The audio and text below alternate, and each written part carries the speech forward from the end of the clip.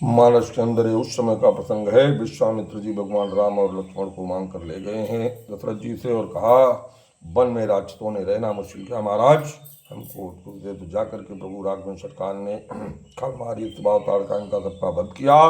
और आगे चलते हैं तो गौतम ऋषि की पत्नी अहिल्या पड़ी थी, वहां पर पहुंचकर उन प्रभु की धूल उनके चरणों की पड़ गई तो अहिल्या टल गई। तो उसी समय का प्रसंग है कि गौतम नारे त्राप बस उपल देह धर धीर चरण कमल रज चाहते कृपा करो रघुबीर। विश्वामित्र महाराज ये पत्थर पड़ी हुई आदिकाल से, इसको जरा चरणों की अपने धूल दे दीजिए।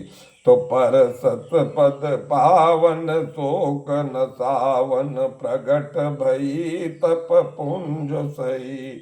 जैसे ही वो पावन धूल पड़ी तो देखत रघुनायक जन सुखदायक सन्मुख हुई कर जोर करी रही। हाथ जोड़कर खड़ी हो गई। अति प्रेम अधीरा पुलक शरीरा मुख नहीं आवे बचन कही। अतिशय बड़ भागे चरणन लागी जुगुल नयन जलधार। वही दोनों आंखों से नयनों से अश्रुधारा बहने लगी महिला के। तो धीरज मन के नाम प्रभु कौन चीना रघुपति कृपा भगत पाई।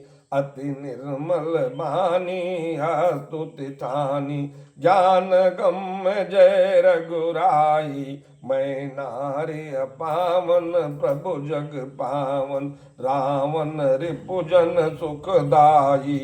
राजीव बिलोचन भव भय मोचन पाहि पाहि शरण आई। मुनि त्राप जो दीना अति बल कीना परम अनुग्रह मैं माना।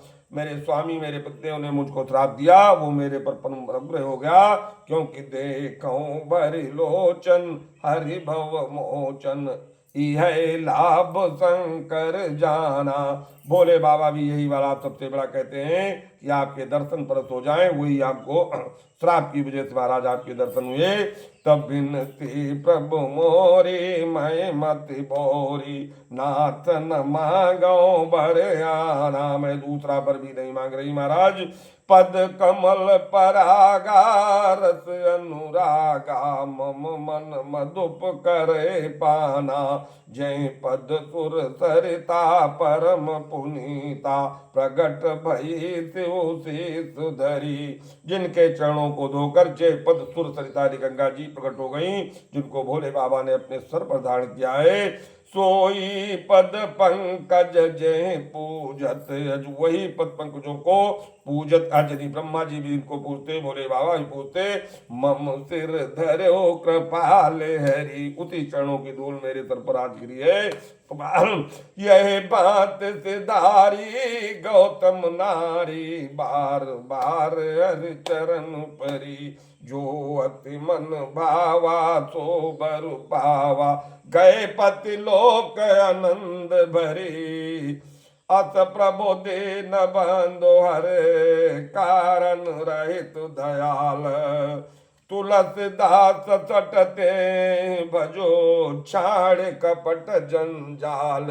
ऐसे इकबाल प्रभु को तुलसी बाबा कहते हैं, कपट जंजाल सब छोड़ करके उनके चरणों में ध्यान लगाओ, अच्छे अच्छे कर्मों को करो तो चले। आगे प्रसंग कहते हैं कि चले राम लक्ष्मण मुनि संगा गई जहां जग पावनी गंगा। गंगा के तट पर पहुंच के विश्वामित्र के साथ तो गाधे सोन सब कथा सुनाई। जय प्रकार सुर सर महियाई। सुर माने देवताओं, सर माने गंगा जी जिस प्रकार महिमा ने पृथ्वी पर आई, वो सारा प्रसंग विश्वामित्र जी ने इन दोनों को बताया। तो तब प्रभु ऋतिन समेत नहाई विविध दान मही देवन पाई। तब प्रभु ने विध के साथ स्नान किया दोनों भाइयों ने। तो हरत चले मुन वृंद सहाया बेग विदेह नगर नियराया। आगे मिथिला के करीब पहुंच गए तो पुर रमता राम जब देखी, हरती अनुज समेत विसेखी। तो बापी कोप सरित सर नाना, सलिल सुधा सम्मन तूफाना। गूंजत मंजु मत रस गुंभंगा, गूंजत कल विहंगा। पहुंच गए मिथिलापुरी में। देखते हैं क्या कि सुमन बाटिका बाग बन, विपुल विहंग निवासो। अफूलत फलत सुपल्लवत, सोहत पुर चौपासो। तो मंगलमय मंदिर सब खेरे, चित्रित जनुरत नाथ चितेरे। तो अति अनूप जहाँ जनक निवासो, अभित कन विबुध विलोक बिलासो।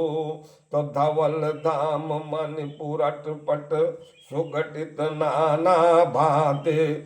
श्रीनिवास सुंदर सदन, सौभाग्य में कहे जात। मैया का जहाँ निवास था उसकी शोभा का वर्णन तुलसी बाबा कहते मैं नहीं कर सकता।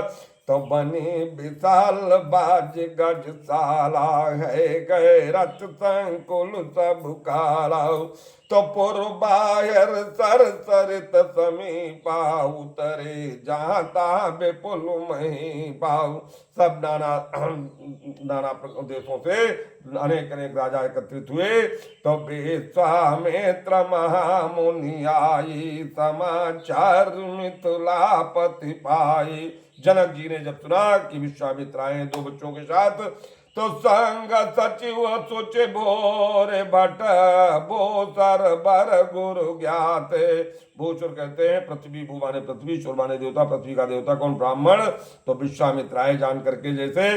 तो चले मिलन मुनि नायक, मुदित राव जय बात। जनक जी बहुत प्रसन्न होकर मिलने के लिए चल गए। अगला प्रसंग कल। मानस प्रेमियों, श्री राम जय।